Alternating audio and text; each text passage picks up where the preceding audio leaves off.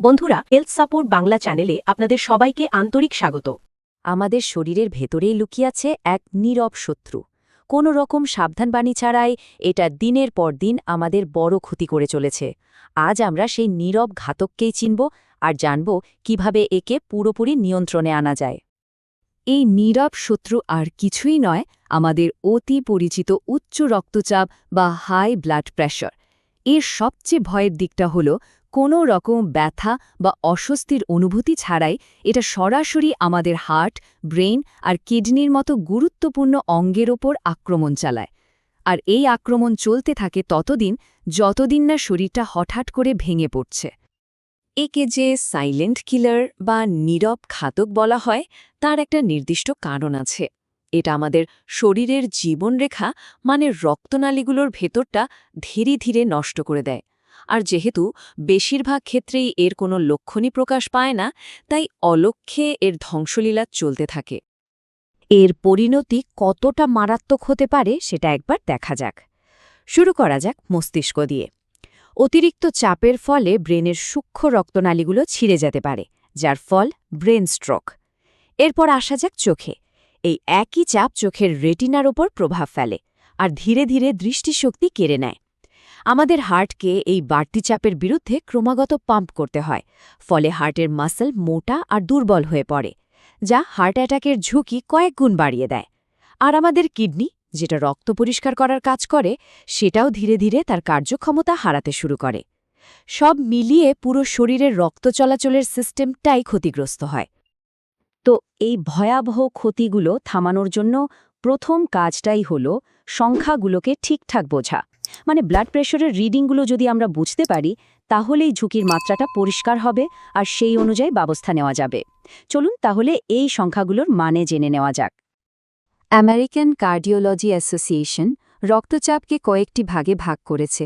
Normal blood pressure হল 120/80-এর নিচে। যখন উপরের চাপ মানে সিস্টলিক 120 থেকে 129-এর মধ্যে থাকে আর নিচের চাপ মানে ডায়াস্টলিক 80-র নিচে থাকে, সেই অবস্থাকে বলা হয় এলিভেটেড। স্টেজ 1 হাইপারটেনশন ধরা হয় যখন উপরের চাপ 130 থেকে 139 অথবা নিচের চাপ 80 থেকে 89-এর মধ্যে থাকে। আর যখন উপরের চাপ 140 বা তার বেশি অথবা নিচের চাপ 90 বা তার বেশি হয়, তখন সেটাকে স্টেজ 2 হাইপারটেনশন বলা হয়। সবচেয়ে বিপজ্জনক অবস্থা হল হাইপারটেনসিভ ক্রাইসিস, যখন রিডিং 180/120-এর উপরে চলে যায়। এটা একটা মেডিকেল ইমার্জেন্সি। একটা মজার ব্যাপার হলো, অনেক সময় ডাক্তার বা ক্লিনিকের পরিবেশে গেলে একটা উদ্বেগের কারণে সাময়িকভাবে ব্লাড প্রেশার বেড়ে যায়। এটাকে চিকিৎসাবিজ্ঞানের ভাষায় হোয়াইট কোট হাইপারটেনশন বলে। এই জন্যই প্রেশার মাপার আগে অন্তত 5 মিনিট শান্ত হয়ে বসে বিশ্রাম নেওয়াটা খুব জরুরি, যাতে সঠিক রিডিংটা পাওয়া যায়। তবে দিনের বিভিন্ন সময়ে প্রেশার কেমন থাকছে তার সবচেয়ে সঠিক চিত্রটা পাওয়ার জন্য একটা বিশেষ পরীক্ষা আছে। এটাকে বলে 24 hour ambulatory blood pressure monitoring. এখানে একটা ছোট বহনযোগ্য যন্ত্র শরীরে লাগিয়ে দেওয়া হয়, যেটা 24 ঘন্টা ধরে প্রতি 30 থেকে 45 মিনিট পর পর নিজে থেকেই প্রেশার মাপতে থাকে। এর ফলে কাজ করার সময়, হাঁটার সময়ে, এমনকি ঘুমের মধ্যেও প্রেশার কতটা ওঠানামা করছে তার একটা সম্পূর্ণ ছবি পাওয়া যায়। আর এটা সঠিক চিকিৎসার পরিকল্পনা করতে ডাক্তারদের খুব সাহায্য করে। এত মানুষের যে রক্তচাপ বাড়ছে তার পেছনে অনেক কারণ থাকলেও একটা বড় কারণ কিন্তু লুকিয়ে আছে আমাদের খাবারের প্লেটে, আর সেটা হলো লবণ। বিশ্ব স্বাস্থ্য সংস্থার সুপারিশ অনুযায়ী আমাদের দিনে 5 গ্রাম মানে 1 চা চামচের বেশি লবণ খাওয়া একদমই উচিত নয়। কিন্তু পরিসংখ্যান বলছে ভারতীয় উপমহাদেশের মানুষ গড়ে প্রায় 11 গ্রাম লবণ খায়, যা কিনা সুপারিশ করা পরিমাণের দ্বিগুণেরও বেশি। ভাবুন, এই ছোট্ট একটা অভ্যাস কত বড় একটা স্বাস্থ্য সংকটের জন্ম দিচ্ছে। তবে ভালো খবর হল, উচ্চ রক্তচাপ নিয়ন্ত্রণের সবচেয়ে শক্তিশালী অস্ত্রটা আমাদের রান্নাঘরেই আছে, আর সেটা হলো আমাদের খাদ্যাভ্যাস। শুধু সঠিক খাবার বেছে নেওয়ার মাধ্যমেই কিন্তু ব্লাড প্রেশারকে নিয়ন্ত্রণে আনা সম্ভব। লবণ খাওয়া কমানোর জন্য কয়েকটা সহজ কিন্তু খুব কার্যকারী উপায় আছে। প্রথমত, ডাইনিং টেবিল থেকে লবণের পাত্রটা একেবারে সরিয়ে ফেলুন। দ্বিতীয়ত, রান্না করার সময় যতটা সম্ভব কম লবণ দিন, কারণ কাঁচা লবণ আর রান্না করা লবণ দুটোই কিন্তু শরীরের জন্য সমান ক্ষতিকর। তৃতীয়ত, সোয়া সস, টেস্টিং সল্ট, কেনা আচার, চিপস এই ধরনের উচ্চ সোডিয়ামযুক্ত খাবার এড়িয়ে চলতে হবে। আর সবশেষে, বাইরের প্রসেসড খাবার বা রেস্টুরেন্টের খাবার কমিয়ে দিন, কারণ এগুলোর মধ্যে প্রচুর পরিমাণে লুকানো লবণ থাকে যা আমরা বুঝতেও পারি না। লবণের পর আসে চর্বি বা ফ্যাট। এখানেও একটু বেছে খেতে হবে। ঘি, মাখন, ডালডা, বনস্পতি আর মুরগির চামড়া বা দুধের স্বরের মতো জমাট বাঁধা চর্বি, যেগুলোকে স্যাচুরেটেড ফ্যাট বলে, সেগুলো এড়িয়ে চলাই ভালো। এর বদলে রান্নায় সর্ষের তেল, রাইস ব্র্যান অয়েল বা অলিভ অয়েলের মতো আনস্যাচুরেটেড ফ্যাট ব্যবহার করা যেতে পারে, যা হার্টের জন্য তুলনামূলকভাবে ভালো। যেমন ধরুন, ডিম ভেজে খাওয়ার বদলে সেদ্ধ করে খেলে বাড়তি তেলের ক্ষতিটা এড়ানো যায়। একটা আদর্শ খাবারের প্লেট দেখতে কেমন হওয়া উচিত? সহজভাবে বললে, প্লেটের অর্ধেকটাই ভরে দিন নানা রঙের শাকসবজি আর ফলে, কারণ এগুলোতে থাকে প্রচুর পটাশিয়াম, যা শরীরে সোডিয়ামের ভারসাম্য ঠিক রেখে প্রেশার কমাতে সাহায্য করে। প্লেটের বাকি অংশে থাকবে ভালো মানের প্রোটিন আর খুব পরিমিত পরিমাণে কার্বোহাইড্রেট বা শর্করা। খাবারের তালিকায় আরও কিছু জিনিস যোগ করলে দারুণ ফল পাওয়া যায়, যেমন পটাশিয়ামে ভরপুর ফল আর সবজি তো বটেই, তার সাথে ফ্যাট ফ্রি টক দই, রসুন, মেথি। আর যারা মাছ খান তাদের জন্য স্যামন বা টুনার মতো ওমেগা-3 ফ্যাটি অ্যাসিড সমৃদ্ধ মাছ হার্টের জন্য খুব উপকারী। এই খাবারগুলো প্রাকৃতিকভাবেই ব্লাড প্রেশার নিয়ন্ত্রণে রাখতে সাহায্য করে। খাবার দাবারের কথা তো হলো, কিন্তু এর পাশাপাশি একটা সুশৃঙ্খল জীবনযাত্রাও কিন্তু প্রেশার নিয়ন্ত্রণের জন্য ঠিক ততটাই জরুরি। নিয়মিত শরীরচর্চা, সঠিক ওজন ধরে রাখা আর মানসিক চাপকে নিয়ন্ত্রণে রাখা, এই অস্ত্রগুলো কিন্তু আমাদের সবার হাতেই আছে। এখানে একটা দারুণ তথ্য শেয়ার করি। গবেষণায় দেখা গেছে, শরীর থেকে প্রতি 1 কেজি বাড়তি ওজন কমালে ব্লাড প্রেশার প্রায় 1 মিলিমিটার পারদের মতো কমে আসে। তার মানে ওজন নিয়ন্ত্রণে রাখাটা প্রেশার কমানোর একটা সরাসরি এবং খুব কার্যকর উপায়। নিয়মিত শরীরচর্চা করতেই হবে। লক্ষ্য হবে সপ্তাহে অন্তত 150 মিনিট।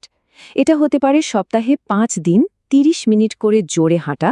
এছাড়া সাঁতার কাটা, যোগব্যায়াম বা জগিংও কিন্তু শুধু প্রেশার নয়, মানসিক চাপ কমাতেও দারুণভাবে সাহায্য করে। এবার দেখা যাক কোন অভ্যাসগুলো ছাড়তে হবে আর কোনগুলো গ্রহণ করতে হবে। ধূমপান আর মদ্যপান সরাসরি আমাদের রক্তনালীগুলোকে শক্ত আর ক্ষতিগ্রস্ত করে তোলে। অন্যদিকে অতিরিক্ত মানসিক চাপ আমাদের শরীরে স্ট্রেস হরমোন তৈরি করে, যা রক্তনালীকে সংকুচিত করে প্রেশার বাড়িয়ে দেয়। আর অপর্যাপ্ত ঘুমও কিন্তু শরীরের ওপর একই রকম নেতিবাচক প্রভাব ফেলে। এর বদলে আমাদের জীবনে যোগ করতে হবে ওজন নিয়ন্ত্রণ, নিয়মিত ব্যায়াম, মেডিটেশন বা যোগা আর প্রতিদিন অন্তত 7 থেকে 8 ঘন্টার গভীর ঘুম। এই ছোট ছোট পরিবর্তনগুলোই কিন্তু একটা বড় স্বাস্থ্যকর জীবনের ভিত্তি তৈরি করে। এই আলোচনা যদি আপনার কোনোভাবে সাহায্য করে বা জীবনের নতুন কোনো মূল্য যোগ করে, তাহলে এক মুহূর্ত সময় নিয়ে ভিডিওটি লাইক করুন, আপনার বন্ধু এবং পরিবারের সাথে শেয়ার করুন এবং চ্যানেলটি সাবস্ক্রাইব করুন। এটা আমাদের এগিয়ে যেতে সত্যি খুব সাহায্য করে। জীবনযাত্রার এই পরিবর্তনগুলো নিঃসন্দেহে খুব শক্তিশালী, কিন্তু এমন কিছু পরিস্থিতি আছে যখন শুধু এগুলোই যথেষ্ট হয় না। চলুন আলোচনা করা যাক ঠিক কখন ডাক্তারের পরামর্শ নেওয়াটা অপরিহার্য হয়ে পড়ে। এমন একটা পর্যায়ে আসে যখন লাইফস্টাইল মডিফিকেশন বা জীবনযাত্রার পরিবর্তন যথেষ্ট হয় না এবং ওষুধ খাওয়াটা জরুরি হয়ে পড়ে। বিশেষ করে যখন ব্লাড প্রেশারের মাত্রা অনেক বেশি থাকে, তখন শুধু জীবনযাত্রার পরিবর্তনের ওপর ভরসা করে থাকাটা বেশ বিপজ্জনক হতে পারে। কয়েকটা নির্দিষ্ট ক্ষেত্রে ডাক্তারের পরামর্শ নেওয়াটা বাধ্যতামূলক, যেমন যদি লাইফস্টাইল বদলানোর পরেও প্রেশার নিয়ন্ত্রণে না আসে, যদি প্রেশার রিডিং দিনের পর দিন স্টেজ 2 বা তার উপরে থাকে, যদি আপনার ডায়াবেটিস বা কিডনির মতো অন্য কোনো বড় রোগ থাকে, অথবা যদি হাই প্রেশারের সাথে বুকে ব্যথা, শ্বাসকষ্ট বা মাথা ঘোরার মতো লক্ষণ দেখা দেয়। এই অবস্থায় দেরি করা মানে হার্ট অ্যাটাক বা স্ট্রোকের মতো বড় বিপদকে ডেকে আনা।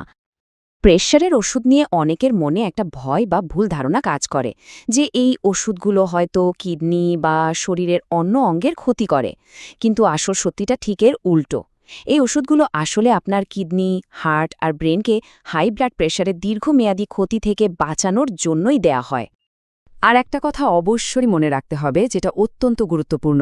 ওষুধ খাওয়ার ফলে যখন প্রেশার স্বাভাবিক হয়ে আসে, তার মানে হলো ওষুধটা কাজ করছে। এই অবস্থায় ডাক্তারের পরামর্শ ছাড়া নিজে থেকে ওষুধ বন্ধ করে দেওয়াটা একটা মারাত্মক ভুল। এতে প্রেশার হঠাৎ করে বিপজ্জনক মাত্রায় বেড়ে যেতে পারে, যার ফল হতে পারে ভয়ঙ্কর। তালির সারসংক্ষেপ এটাই দাঁড়ায় যে সঠিক জীবনযাত্রা আর প্রয়োজনে ডাক্তারের পরামর্শ, এই দুয়ের মেলবন্ধনই পারে উচ্চ রক্তচাপকে পুরোপুরি নিয়ন্ত্রণে রাখতে। স্বাস্থ্য রক্ষার প্রথম অস্ত্র হল সঠিক জ্ঞান। আজকে যে বিষয়গুলো নিয়ে আলোচনা হলো, সেগুলোকে কাজে লাগিয়ে সুস্থ জীবনের দিকে প্রথম পদক্ষেপটা আমাদেরকেই নিতে হবে। আজকের এই ভিডিও আপনার কেমন লেগেছে তা কমেন্টে আমাদের জানান। আপনার যদি বিশেষ কোনো স্বাস্থ্য সমস্যা থাকে, তবে সেটিও লিখে জানাতে পারেন। আমরা পরবর্তী ভিডিওতে তা নিয়ে আলোচনা করার চেষ্টা করব। আজকের মতো এখানেই বিদায় নিচ্ছি। দেখা হবে পরবর্তী ভিডিওতে।